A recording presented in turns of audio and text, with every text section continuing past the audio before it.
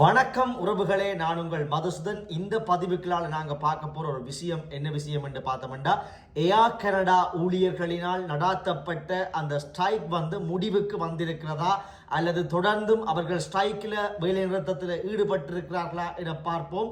ஆம் உறவுகளே, என்ன விஷயம் என்று பார்த்தோம்னா, ஏர் கனடா ஊழியர்கள் சுமார் 10,000க்கு மேற்பட்ட கீழ்மட்ட மற்றும் நடுத்தர மேல்மட்ட ஊழியர்கள் தொடர் வேலை நிறுத்தத்தில் ஈடுபட்டார்கள். ஆகஸ்ட் 16 நள்ளிரவிலிருந்து தொடர்ச்சியாக 72 மணித்தியாலங்கள் வேலை நிறுத்தத்தை அறிவித்து அவர்கள் அடிப்படை பிரச்சனைகள், சம்பள உயர்வுகள், விடுமுறை கொடுப்பனவுகள் போன்ற பல விடயங்கள் சம்பந்தமாக, சுகாதார கொடுப்பனவுகள் சம்பந்தமாக, மேலதிக கொடுப்பனவுகள், பென்ஷன் சம்பந்தமாக எல்லாம் அவர்கள் கோரிக்கைகளை விடுத்து முன்னரே ஆண்டுகளில் தொடர்ச்சியான பேச்சுவார்த்தைகள் தோல்வியில முடிவடைந்தது. அந்த கொடுப்பனவுகள் வழங்கப்படாத இடத்துல விரக்தி அடைந்த நிலையில் அவர்கள் ஸ்ட்ரைக் அறிவித்து ஈடுபட்டார்கள். இதனால் ஏர் கனடாவினுடைய பல பிளைட்ஸ் டொமஸ்டிக் மற்றும் இன்டர்நேஷனல் பிளைட்ஸ் பல நிறுத்தப்பட்டன. பல பயணிகள் சிரமத்தில் ஈடுபட்டார்கள்.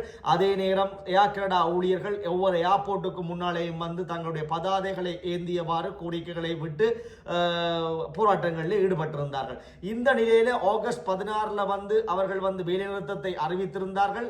அதே நாளிலே அவர்கள் அறிவித்ததன் பின்னர் கனடாவினுடைய தொழில்துறைக்குரிய அமைச்சர் அவர்களோடு பேச்சுவார்த்தை ஈடுபட்டார். அது வெற்றியளிக்கவில்லை. ஆகஸ்ட் 17 அவர்கள் இன்னும் தொடர்ச்சியாக நாங்கள் போராட்டத்தில் ஈடுபட போகிறோம் என்று CUPE என்று சொல்லப்படுகிற CUPE எனப்படுகிற Canada Union of Public Employees என்கின்ற அந்த அமைப்பு CUPE தொடர்ச்சியாக போராட்டத்தில் ஈடுபடுவதாக அறிவித்து அதனுடைய தலைவர் கூட போராட்டத்திலே கோஷங்களை இட்டவாறு ஈடுபட்டிருந்தார். ஆகஸ்ட் 18 மீளவும் இண்டஸ்ட்ரியல், அதாவது கனடாவுடைய இண்டஸ்ட்ரியல் போர்டு சொல்லியது இது சட்டவிரோதம். இவர்கள் இப்படி ஒரு முக்கிய தொழில்துறையா கனடா, இதனால் விமான சேவைகள் பாதிப்படைகின்றன, இது சட்ட பூர்வமற்றது, சட்டத்திற்கு புறம்பான நடவடிக்கை என்று அறிவித்த போதிலும் திருப்பியும் CUPE தொடர்ச்சியாக போராட்டத்தை முன்னெடுக்க போவதாகவும் அறிவித்தது. இதன் பின்னணியில் இன்றைக்கு ஆகஸ்ட் 19 அதாவது ஏர்லி டியூஸ்டே, அதாவது அதிகாலை, இந்த டியூஸ்டே செவ்வாய்க்கிழமை ஆகஸ்ட் 19 பிறக்கிற நேரத்திலே ஒரு டென்டேட்டிவான டீலுக்கு வந்திருக்கிறோம். அதாவது டென்டேட்டிவான தற்காலிகமான ஒரு இணக்கப்பாட்டை நாங்கள் எட்டியிருக்கிறோம் அரசோடு என்று சொல்லி CUPE இன்றைக்கு ஸ்ட்ரைக்ல இருந்து விலகுவதாக அறிவித்திருக்கிறது. ஆகவே இன்று அதிகாலை, அதாவது மதியத்துக்கு பிறகு ஏர் கனடா ஊழியர்கள் வேலைக்கு திரும்புவார்கள். வழமை போல ஏர் கனடாவுடைய சேவைகள் தொடரும் என்று அது அறிவித்திருக்கிறது.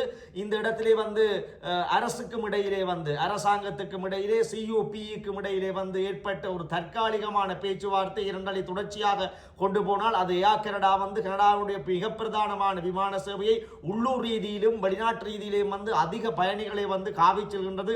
சுமார் ஒரு நாளைக்கு 2,50,000க்கும் மேற்பட்ட பயணிகளை காவி செல்கின்றது. டொமஸ்டிக்கான, அதாவது உள்ளூர் பயணிகளை மட்டுமே 1,00,000க்கும் அதிகமாக காவி செல்கின்ற ஒரு பிரதானமான விமான சேவை. அது முடங்கி இருத்தல் நாட்டுக்கும் நன்மை பயக்கக்கூடிய விடயமல்ல, பொருளாதாரத்திலும் சிக்கலை ஏற்படுத்தும். அந்த வகையிலே அரசுக்கும் CUPE எனப்படுகிற Canada Union of Public Employees என்ற அந்த யூனியன் அமைப்புக்கும் இடைப்பட்ட தற்காலிக பேச்சுவார்த்தையில் ஒரு தற்காலிக முடிவு எட்டியிருப்பதாகவும், அவர்கள் பென்ஷன் சம்பந்தமாகவும் தற்காலிக அந்த பேமெண்ட் அதாவது கிரவுன் பே வழங்குவதாக, அந்த அடிமட்ட அந்த முக்கியமான பேமெண்ட்களை வழங்க உறுதியளித்திருப்பதாக கூறிக்கொண்டு அவர்கள் போராட்டத்திலே இருந்து ஸ்ட்ரைக்கிலே இருந்து விலகிக் கொள்கிறார்கள். வழமை போல இன்றைய செவ்வாய்க்கிழமை ஆகஸ்ட் 19 மதியத்திலிருந்து அனைவரும் வேலைக்கு திரும்புவார்கள். வழமை போல ஏர் கனடா இயங்கும் எந்த பிரயாணிகளும் அசௌகரியங்களை ஈடுபடுத்த என்று அவர்கள் CUPE அறிவித்திருக்கிறார்கள். அதை ஏர் கனடாவும் உத்தியோகபூர்வமாக அறிவித்திருக்கிறது. ஆகவே இந்த முடிவு, இந்த போராட்டம் தற்காலிகமாக முடிவுக்கு வந்திருக்கிறது. இது நிரந்தர தீர்வை எப்போது எட்டும் என்று யாருக்குமே தெரியாது. இந்த வாக்குறுதிகள் வாயிலாக மீண்டும் இந்த கிரவுன் பே, இவருடைய பென்ஷன்கள் மிகவும் அதிகரித்த ஓவர் டைம் பேமெண்ட்கள், வெவ்வேறு கொடுப்பனவுகள் இவர்கள் கேட்டதுக்கு போல கொடுக்காமல் விட்டால் மீண்டும் இவ்வாறான வேலைநிறுத்தங்களை அறிவிப்பார்களா என தெரியாது, பொறுத்திருந்தான் பார்க்க வேண்டும்.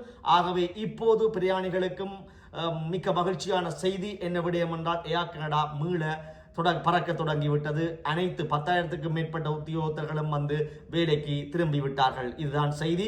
மேலும் இது போன்ற செய்திகளை உடனுக்குடன் அறிந்து கொள்வதற்காகவும் யூடியூப் தளத்தையும் அந்த மதுசூதன்ஸ் ஐ என்ற யூடியூப் தளத்தினூடாக முதலாவது கமெண்டில் இருக்கிறது. அதை நீங்கள் சென்று சப்ஸ்கிரைப் பண்ணி ஃபாலோ பண்ணி ஷேர் பண்ணி கொள்ள வேண்டும், ஆதரவை தர வேண்டும் என்று கேட்டுக்கொள்கிறோம். நன்றி, வணக்கம்.